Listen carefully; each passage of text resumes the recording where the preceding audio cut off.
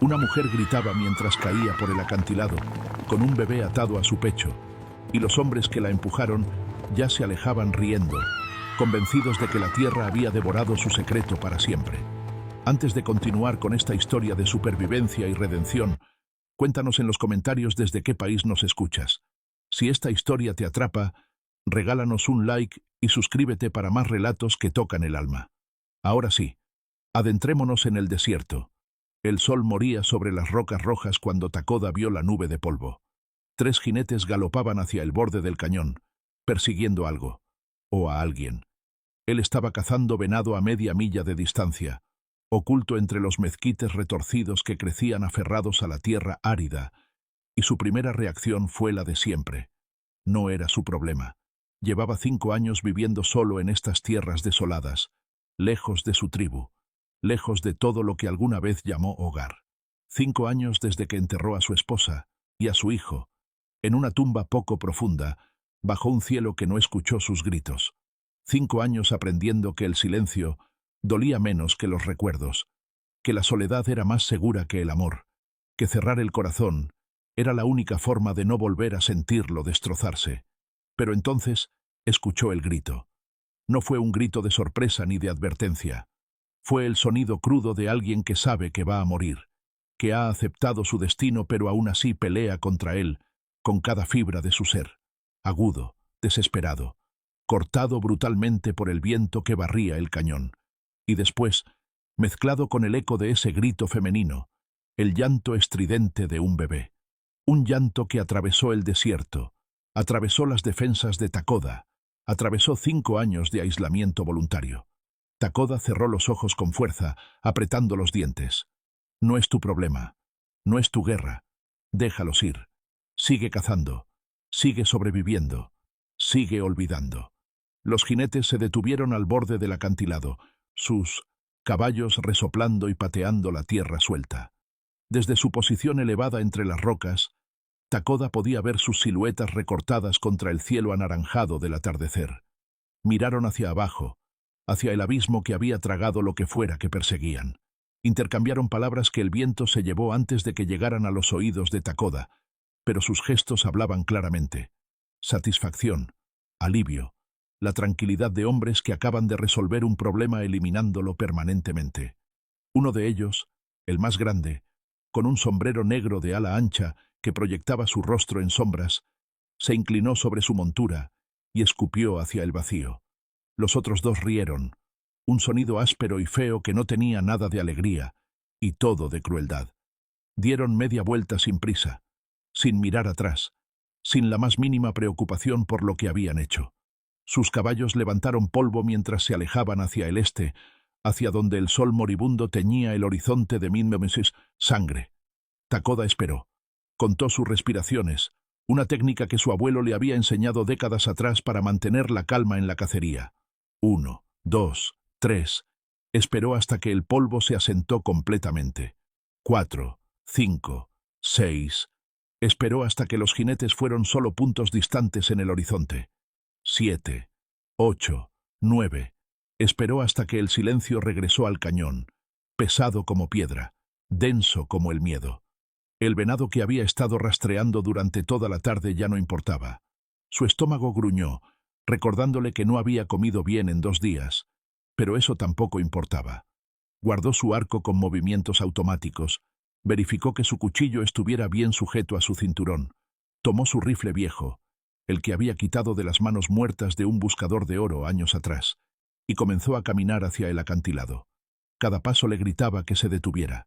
Cada instinto de supervivencia que había cultivado cuidadosamente durante 5 años le advertía que se alejara, que no se involucrara, que protegiera la paz frágil que había construido sobre las ruinas de su vida anterior.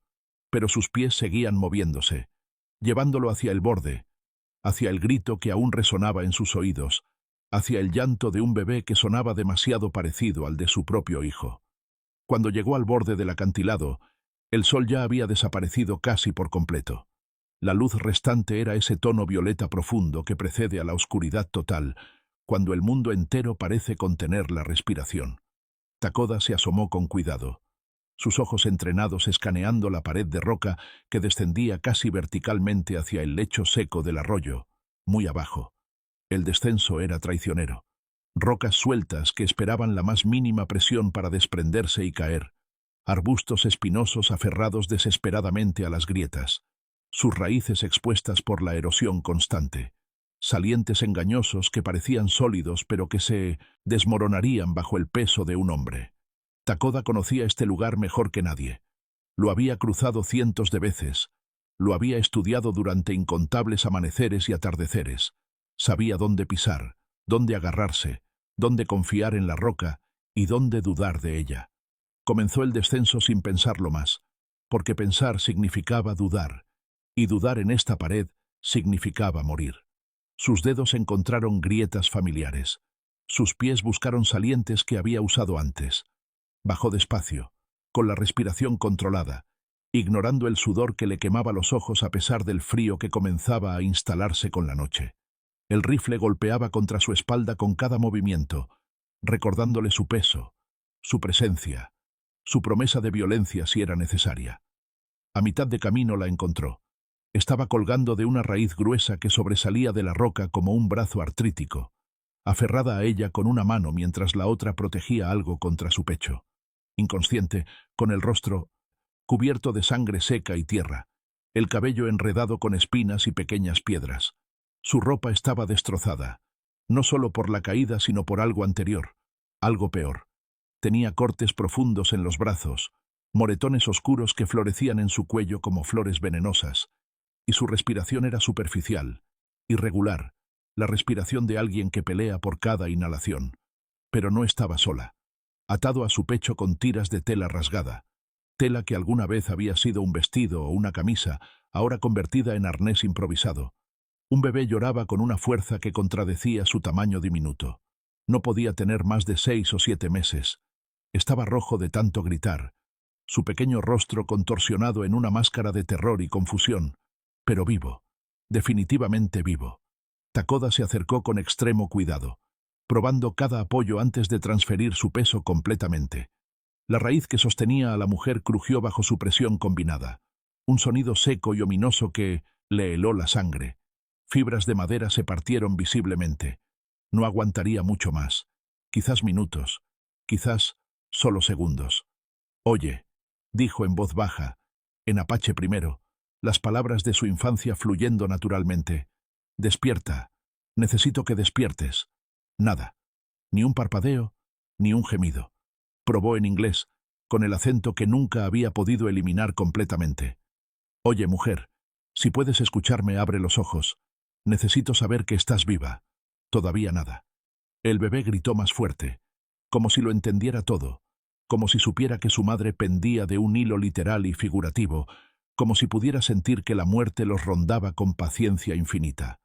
Takoda evaluó la situación con la rapidez que solo da la experiencia en situaciones de vida o muerte. Si la raíz cedía ahora, ambos caerían otros 30 pies hasta el lecho rocoso del arroyo. La mujer moriría instantáneamente. El bebé probablemente también, a pesar de estar protegido por el cuerpo de su madre. Si intentaba subirla inconsciente sin preparación, el peso combinado podría hacerlo resbalar a él también, llevando a los 3 al vacío. No había tiempo para subir por ayuda. No había ayuda que buscar de todas formas, no en 50 millas a la redonda. No había elección real, solo acción. Se quitó el rifle de la espalda con movimientos cuidadosos, asegurándolo en una grieta donde no se caería, pero donde podría recuperarlo después. Luego se posicionó justo debajo de la mujer, sus pies firmemente plantados en un saliente que sabía, esperaba, rogaba, que aguantaría. Alcanzó al bebé primero. Era lo lógico. Era lo más liviano. Era lo que podía salvar con certeza. Desató las telas con una mano mientras se sostenía firmemente con la otra, sus dedos trabajando rápido pero sin pánico. El nudo estaba apretado por el peso y la desesperación, pero finalmente cedió. Tomó al bebé con cuidado extremo, sintiendo lo frágil que era, lo vulnerable, lo completamente dependiente de las decisiones de un extraño en un acantilado. El niño dejó de llorar un instante, sus ojos enormes y oscuros mirando directamente a Takoda. En esa mirada había algo antiguo, algo que entendía más de lo que debería a su edad. Miedo, sí, pero también una especie de reconocimiento, como si supiera que este hombre rudo, este guerrero solitario, era su única oportunidad. «Ya pasó, pequeño», murmuró Takoda, aunque no creía sus propias palabras. Nada había pasado todavía. Todo estaba apenas comenzando. Ató al bebé contra su propio pecho usando las mismas telas, ajustándolas firmemente pero sin apretar demasiado. El niño se quedó quieto, como si entendiera instintivamente que debía cooperar, que debía ser pequeño e invisible y silencioso para sobrevivir. Entonces Takoda tomó a la mujer. Era delgada, demasiado delgada, los huesos visibles bajo la piel como si no hubiera comido bien en meses, pero incluso en su estado demacrado, era peso adicional, peso peligroso en esta posición precaria. Takoda la rodeó con un brazo, apretándola contra su costado, sintiendo cómo su respiración irregular hacía que su pecho subiera y bajara contra él. La raíz crujió otra vez, más fuerte esta vez. No había más tiempo. Comenzó a subir. Cada movimiento era una apuesta contra la gravedad, contra la física, contra el destino. Su mano izquierda buscaba agarres mientras su brazo derecho sostenía a la mujer. El bebé estaba apretado entre ambos. Un pequeño bulto de vida que no hacía ruido, que casi no pesaba pero que cambiaba completamente el centro de gravedad de Takoda. Una roca se movió bajo su pie. Su corazón se detuvo por un instante interminable mientras su cuerpo se balanceaba sobre el vacío. Pero su mano encontró un agarre firme. Sus músculos se tensaron y logró estabilizarse. Respiró una vez, profundo, y continuó. Sus brazos temblaban por el esfuerzo. El sudor le corría por la frente, mezclándose con tierra y picándole los ojos. Cada metro ganado parecía imposible. Cada segundo que pasaba sentía que sus dedos iban a fallar, que sus brazos iban a rendirse, que los tres iban a caer juntos en una masa de carne y huesos rotos, pero no cayeron. Siguió subiendo, centímetro a centímetro, negándose a mirar abajo, negándose a pensar en lo que pasaría si fallaba, negándose a aceptar cualquier resultado que no fuera llegar a la cima con ambos vivos. El bebé emitió un pequeño sonido, casi como un suspiro, y se acurrucó más contra el pecho de Takoda. Era como si supiera que debía ayudar siendo liviano, siendo invisible, siendo lo más parecido a nada que pudiera ser.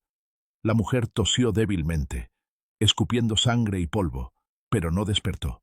Su cabeza colgaba hacia un lado, su cabello oscuro cayendo como una cortina sobre su rostro destrozado. Takoda no se permitió pensar en quién era ella.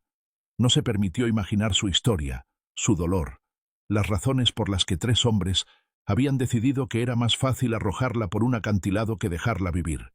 Esas preguntas podían esperar. La supervivencia no. Cuando finalmente su mano alcanzó el borde superior del acantilado y se aferró a tierra firme, casi no podía creerlo. Se impulsó hacia arriba con las últimas reservas de fuerza que le quedaban, rodando sobre tierra sólida con la mujer todavía pegada a su costado y el bebé protegido entre ambos. Se quedó ahí tendido por un momento infinito, respirando como si hubiera corrido millas sin detenerse, sintiendo cómo su corazón golpeaba salvajemente contra sus costillas. El cielo sobre él era casi completamente negro ya, con las primeras estrellas comenzando a aparecer como agujeros de luz en una tela oscura.